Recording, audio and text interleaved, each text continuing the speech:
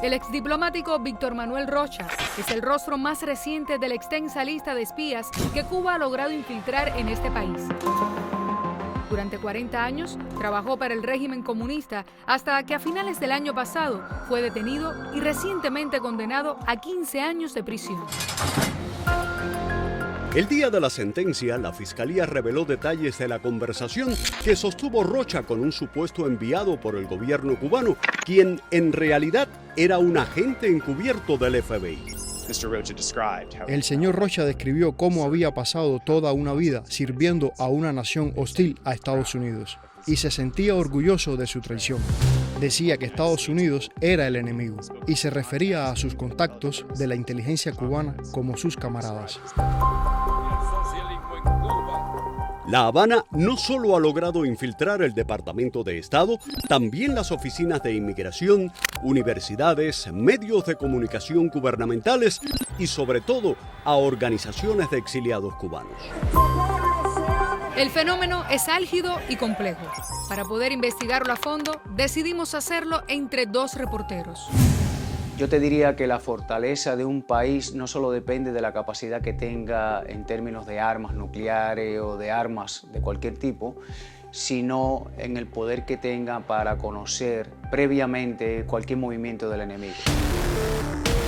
Nadie mejor que José Cohen para explicar cómo opera el espionaje castrista, porque durante años fue doble agente. Aunque para Cuba era un oficial confiable, secretamente informaba a las agencias de espionaje de Estados Unidos sobre la identidad de los espías que conocía estaban infiltrados en territorio americano y cuáles eran sus planes.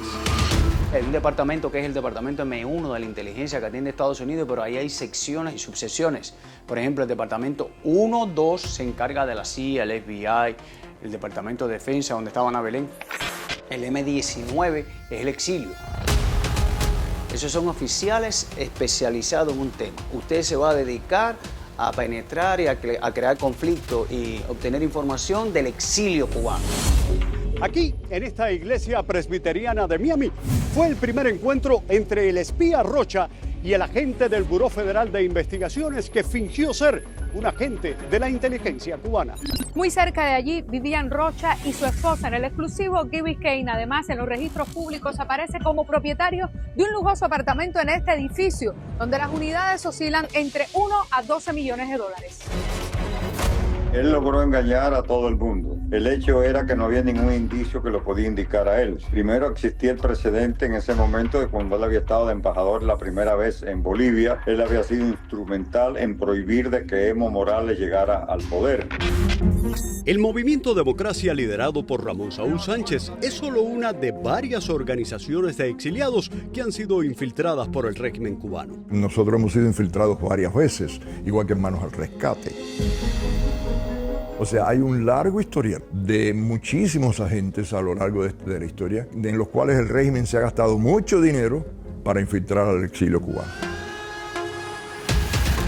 Durante los últimos 2 años se ha desatado el mayor éxodo masivo de cubanos de toda la historia. Cientos de miles han entrado por la frontera con México, oportunidad que el régimen, aseguran expertos, aprovechó para enviar a más de sus agentes.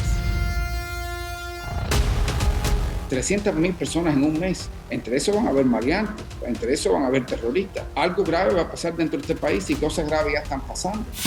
Para un régimen en decadencia, empobrecido y ávido por conseguir divisas, el espionaje es un arma de doble filo. Pues proporcionan la materia prima necesaria para vender información. A países como Corea del Norte, como Irán, todos los enemigos que tienen recursos, porque en el Medio Oriente el país es muy rico.